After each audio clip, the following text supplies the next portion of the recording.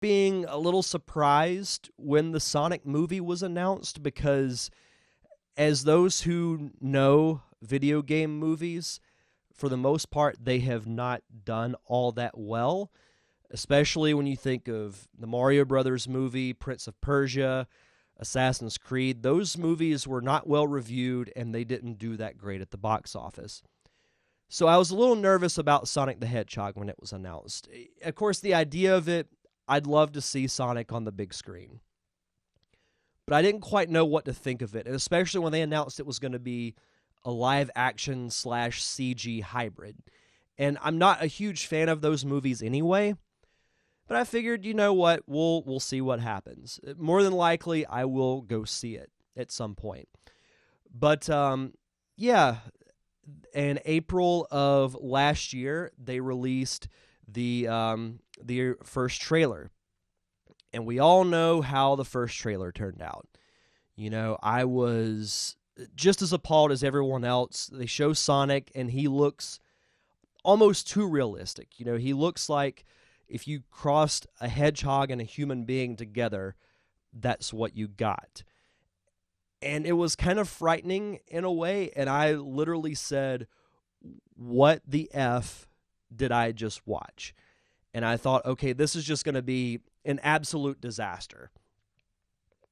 But sure enough, you know, not too much later, the director, Jeff Fowler, comes out and says, we've heard the fan complaints. We're going to go back and change it. And we're going to have to push the movie back a little bit, but we're going to give you guys what you want. And I remember on Twitter, there was a little graphic with the updated release date on a sign that said February 14th, 2020, with Sonic holding the sign. You couldn't see what Sonic looked like, but you could tell he was wearing gloves, and that was something that he was not wearing in the original trailer. Now, I will say the one highlight from the trailer the first time was Jim Carrey, and I'll get more in-depth into Jim Carrey's performance in a bit. But I remember when he was cast as Robotnik, my thought was, okay, this they got right. Because in the modern adaptation of the Sonic games, Robotnik is a little bit goofier. Now, backtracking a little bit to the comics and the cartoon, because I had to have all things Sonic at the time. You know, I remember getting issue 2 of the comic book at a grocery store when I was a kid, and I collected that comic book for years. And from there, watched the cartoon, actually both cartoons, because there were 2 different cartoons at the time. There was Sonic the Hedgehog, which was based off the comic book, and it had a darker, grittier storyline. And Robotnik was legitimately scary. He was voiced by Jim Cummings. He had this deep, robotic-type voice, and he had glowing red eyes. And then you had Adventures of Sonic the Hedgehog, which was geared more towards kids, but still entertaining in its own way. Excuse me while I take a sip of tea. But, you know, I knew that with the games specifically, that Robotnik was more goofier and over the top. So I thought, okay, well, Jim Carrey will be a good casting choice for that. So I thought his performance in the trailer, from what I saw, I was like, okay, I can see this. You know, he doesn't look like Robotnik. He has a big mustache for human standards, but not extremely huge like in the games. So I was like, okay, well, we'll wait and see what happens with the redesign and everything. And then I remember I was in Nashville on vacation when they dropped the second trailer, and it was just kind of here's the new trailer. And I was actually pleasantly surprised. You know, Sonic looked pretty much exactly like he does in the games. There's some subtle changes, but I figure with any movie adaptation, that's going to happen. And I remember the overall tone of the trailer felt very different than the original one. Like, the original trailer had Gangsta's Paradise as the song, and I was just like, what are you guys doing? Like, how dumb can you be to put out something like this? But then The newer trailer, the one they released in November, felt more like the games. It felt more fun and felt like it captured the essence of Sonic. So from there, I was like, okay, I'm for sure going to go see this movie. I was going to go see it anyway, but had they not redesigned the character, it was going to be more of a, I might have a drink or two and then go watch the movie and just have fun with it, because it was going to be absolutely terrible. But as I started seeing more about it, I thought this could actually be pretty good. We fast forward a couple of months later, and I go see the movie on opening night, and I was legitimately nervous about it. I was more nervous about this movie than I was with The Rise of Skywalker, because in the back of my mind, I'm thinking, I really want this movie to be good, but I can really see it not being very good. And much to my surprise, it turned out to be pretty good. It's not... And here's the thing with the Sonic movie that makes it good. It doesn't shy away from what it's supposed to be. This isn't a Martin Scorsese cinematic work of art. This is a fun family movie that you can take your kids to see, and they'll enjoy Sonic's humor. And I'll get to the character breakdowns in a second, but kids can enjoy it, and then those who grew up with the games or the cartoon, I think, can really enjoy it.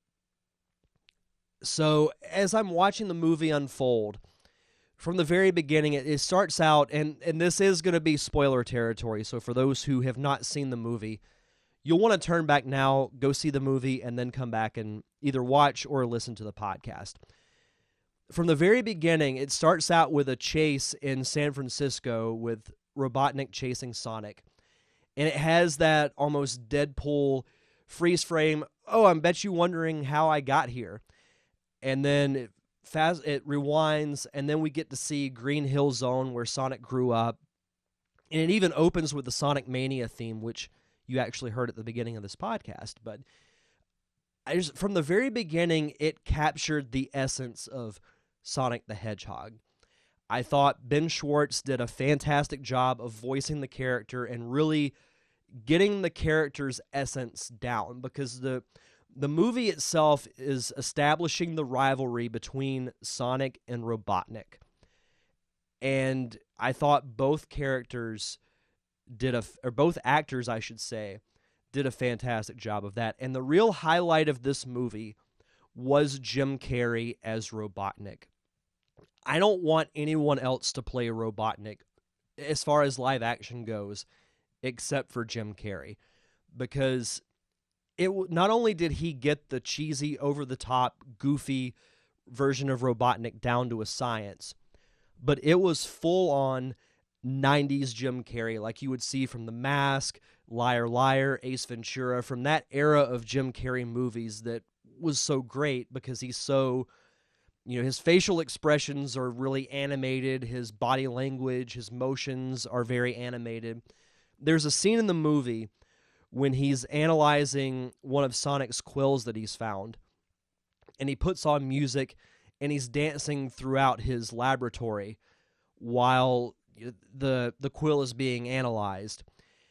And it's classic Jim Carrey, and I laughed during that entire sequence.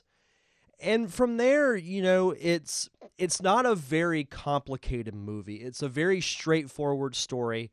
It's Sonic trying to get his rings back, because essentially Sonic in this movie is an alien hedgehog who runs to Earth because the echidnas, which was a nice little Easter egg, were chasing him at the beginning of the movie to try and steal his power, which they don't really emphasize what his power is. Like, they hint that it's greater than just super speed. But he's taught by his mentor, Longclaw, who is a new character for this movie, that he needs to hide. So he's given this map and a bag of rings, and the rings are how you assume advanced civilizations are travel between worlds. I also got more of the Diamond family watching. Leah Diamond, Mallory Diamond, and Dylan Acker are watching. Thank you guys so much. So, rings are how you assume advanced members of civilization travel between worlds. And you see this little Easter egg with a map of different worlds, and you see one that's a mushroom world, which you could take as being a reference at the Mushroom Hill Zone. Excuse me. Brandon Purdue is now watching. Brandon, thank you so much for watching. You could take it as being a reference to the Mushroom Hill Zone from Sonic and Knuckles, or you can take it as a dig at Mario, because there is a line where Sonic says, "I hate mushrooms," which you could take as being a jab at Mario. So essentially, a young Sonic travels to Earth, and he's been hiding there for essentially a decade. And from there, he's living in the small town of Green Hills, Montana, which again was a nice little Easter egg. There's so many great Easter eggs in this movie. There's a montage of Sonic in his cave, reading Flash comic books, working out, playing ping pong. And the ping pong table is actually a road sign that says Hilltop Road, which is another nod to the Hilltop Zone from one of the Sonic games. And then from there, it kind of turns into a buddy adventure with James Marsden's character. He has to take Sonic to San Francisco to get his rings back. And from there, they form a friendship. And you feel bad for Sonic because he doesn't have friends. Like, in his mind, he does. But it's through watching the residents of this town grow up, but he never has any interaction with them because he has to stay in hiding. And what happens is he's playing a game of baseball by himself, and he starts running really fast, so fast that he causes this huge power outage that gets the attention of the U.S. government, and they hire Robotnik to find out the cause of it. And then shenanigans happen from there. And there are a lot of, like I said, really cool moments from, the Hilltop Road sign that I mentioned. I'm trying to remember other locations on the map, but I know there was a Chaos Emerald on the corner of the map, which could play into a future sequel, which I will get to in a second. But overall, this movie was actually really, really fun. And I'm so happy that it was successful. And if I can pull up the actual numbers here. So its budget was estimated to be $85 million. And as of now, it's grossed $131 million in the U.S. And worldwide, it has grossed $272 million, which is absolutely insane. And I really hope, and I have no doubt that a sequel is going to be announced, but I'm a little surprised that it hasn't been announced yet. But the movie ends with this huge showdown between Sonic and Robotnik. Robotnik's got Sonic beat, and James Marsden's character, who has the funny nickname of Donut Lord because he plays a small-town cop who talks to donuts and likes to eat donuts. But, Robotnik has Sonic beat, and James Marsden's character tries to help him. And, of course, Robotnik's like, well, why would you put your life on the line for this stupid alien? He doesn't belong here. And James Marsden says the line, because he knows more about being human than you ever will. And he's my friend. And from there, Sonic wakes up and says the line, because eventually when Sonic is discovered, he's going to run and hide on the Mushroom World, which has no civilization, just a planet full of mushrooms. But instead, they do some trickery, and Sonic hits Robotnik's ship and banishes him to the Mushroom World. So from there, we think that, Sonic's safe. He ends up living with Tom and his wife. Tom is James Marsden's character. And things seem to be all well and good. But what got the loudest reaction to me in the theater were the two post-credit scenes. So we see Robotnik on the Mushroom World, and he's been on this world for, I think, 2 to 3 months. He has his head shaved, and his mustache has grown out to be really huge, like in the video game. And he's lost complete grasp of reality. He's gone completely insane, and he's trying to figure out how to get home. And he says the line, limited resources, no supplies, no apparent way home. A lesser man would die here. And then he holds up this glass that has Sonic's quill in it that he used earlier, because essentially Robotnik uses Sonic's quill to power his new ship that he's built to be able to chase and keep up with Sonic. And he says the line, "I'll be home by Christmas." So then we go through the credits, and the credits are actually really cool because it's modeled after the games. But the kicker is the mid-credit scene. We see this nice wide shot of green hills, and this other ring opens, and out pops Tails. And as soon as that happened, the theater erupted. It easily got the loudest reaction of the entire movie. And you see Tails with his little tracking device, and he says, "If my readings are accurate, I've found him, but I just hope I'm not too late." And then he jumps off the cliff, floats back up using his tails like a propeller, like in the games, and then flies towards the town, and movie ends. So it perfectly sets up a sequel. And like I said, I'm shocked that it hasn't been announced yet, but it has to happen. I think with as much money as it's made, it's definitely exceeded expectations. It's gotten great word of mouth. It's got to happen, and I think it will happen. I don't know if it'll happen anytime soon.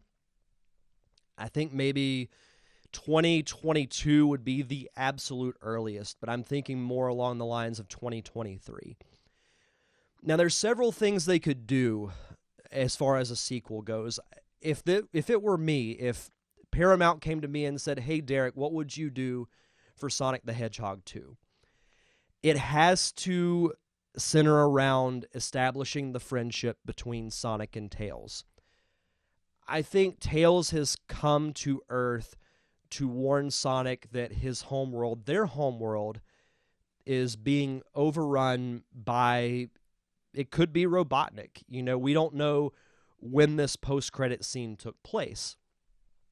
It could be right after the Robotnik scene. It could be... I also think that Robotnik is going to find a Chaos Emerald on the Mushroom World, and he's going to use that to build some type of dimensional portal device that allows him to get to Earth. Or it could take him to Sonic's homeworld, and from there he builds... And I think he's also going to build the badniks, like crab meat, caterpillar, coconuts, the other, the classic Sonic machines from the original games will be built in Sonic 2. I think Sonic 2 is going to be much more accurate to the games as opposed to this original movie.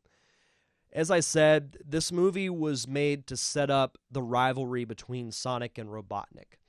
And now that that's done, you can build up other things. I don't think you show Knuckles yet. Maybe you do that as a teaser for a third movie, because you can make so many movies off of this film. You could do a trilogy easy, or you could do upwards of 5 movies. I think I would... For a third movie, I think you would bring in Knuckles. I think for a post-credit scene for the second movie, say like Sonic collects all the Chaos Emeralds, becomes Super Sonic, and defeats Robotnik. As a teaser for a third movie, you have Robotnik flying to Angel Island, which is the home of Knuckles, to get the Master Emerald. And then that's where you go for a third movie. But sticking to a sequel, I think what you do is you center around the friendship between Sonic and Tails. I don't think the two have met yet, because Tails is a few years younger than Sonic, and we assume that Sonic has stayed on Earth for a decade. I don't think that Longclaw died in the first movie. Samantha Doggett is watching. Welcome. Thank you for watching. I don't think she died. I think she raised Tails after Sonic was not exiled, but ran away to Earth. And then from there, Robotnik, I think some of the movies should take place on Earth. But I want to see other worlds. And I think each world that you saw on the map that you briefly see in the first movie, because if I remember correctly, there are 7 worlds. And on each world is a Chaos Emerald. So Sonic and Tails use the rings to travel to, you could show the Green Hill Zone, you could show Mushroom Hill, you could do Emerald Hill, you could do the Chemical Plant Zone. There's so many different avenues you could go down for the sequel. And I think the sequel will have a bigger budget because it was successful. Now, I'm curious as to if they bring in any other name actors, because there was a joke made in the movie about The Rock being president. Now, that was released in a little teaser that was posted on Twitter, and they tagged The Rock in it. So then The Rock responded by saying, oh, I loved playing Sonic in college, and this was a really humbling thing for me. There are 2 things that I think you could do with that. It would be cool if The Rock actually was shown as president in the sequel, and you could just call him President Johnson or something like that. Or, and Bill Lyons has joined. Thank you for watching, Bill. Or, and I think this would be really cool, if The Rock voiced Knuckles. Now, I don't know if that will happen or if he would have the time to do it, but I could see The Rock voicing Knuckles. Like, I think that would actually be a pretty awesome thing, because Knuckles is an extremely popular character. Tails and Knuckles are both, right under Sonic, I think, in popularity. Luke Thompson is watching. Thank you, Luke. There's so many cool things that they could do with a sequel, and I am so happy that this movie did as well as it did. And I've seen the movie twice in theaters, and if anyone who's watching has seen the movie, definitely chime in, because I'd love to hear your thoughts on it, or you can write me on Facebook, Twitter, wherever the case may be. I love talking about this movie, because I'll be completely honest, and you can say I'm crazy in saying it, but I had more fun watching Sonic the Hedgehog than I did The Rise of Skywalker. And I know that's shocking coming from me, because I'm a huge Star Wars fan, but this movie absolutely surpassed my expectations. And I can't wait to watch it again. I've seen it twice in theaters, and I want to see it one more time before it goes out of theaters, but I'm definitely going to be getting it on Blu-ray when it comes out, and I can't wait to see where they go with this. And it gives me hope that other video game movies will be as successful as this, because the story is quite different than the games, but they did the most important thing that they needed to do. They nailed the characters of Sonic and Robotnik, and their chemistry and their stories drive the movie. And I think that is absolutely fantastic. Daniel Venn has started watching. Welcome, Daniel. He's actually going on a cruise starting tomorrow, which I'm quite jealous of. But yeah, that's my overall thoughts on the Sonic movie. I mean, on a scale of 1 to 10, I think I would give it a solid 7. It's absolutely better than it had any right to be. It was fun. It was funny. It was charming. And it's something that the whole family can go watch. Like I said earlier, kids will love it because of the humor, and they definitely nailed down the humor aspect of it. And those who watched those who played the games, I think will get a certain enjoyment out of it. Is it a perfect movie? No, but it's exactly what it needed to be. And I'm so excited that it's done as well as it has.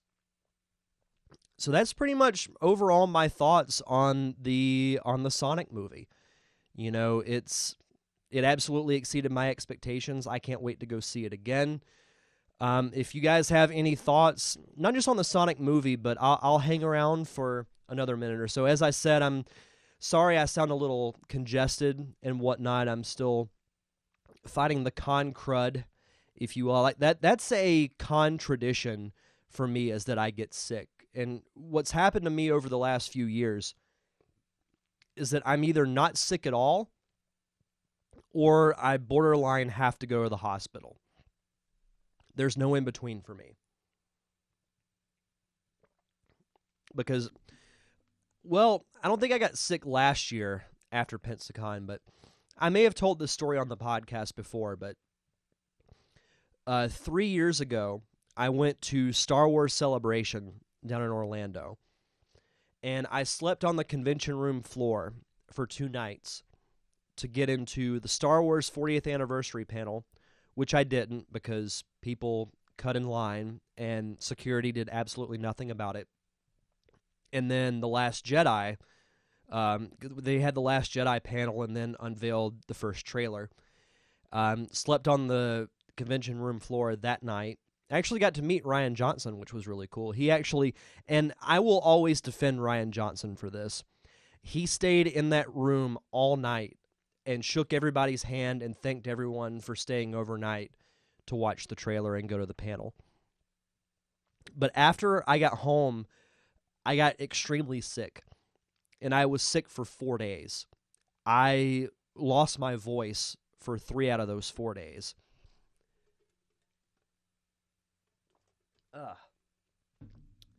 So you'd think eventually I would learn to maybe build up my immune system a little more, but maybe I'll do that for the next convention.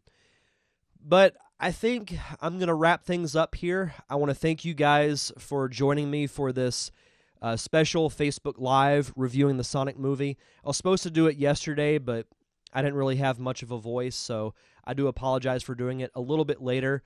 For those listening on the download, stick around for my fun interview with actress and writer Maria Lisa Caruso. And if you didn't hear the intro, if you're watching live, her very first film was a project called Emerald Run, which her and her dad co-wrote the script. But the kicker is they were brought onto the project after part of the movie had already been shot, and they were brought on to rewrite some of the scripts. So they had interesting limitations, and it made for a very unique story. And it was a really fun interview, so hopefully you guys check that out. But for those who are watching live, thank you so much for joining me. For those listening on the download, stay tuned for my conversation with actress and writer Maria Lisa Caruso.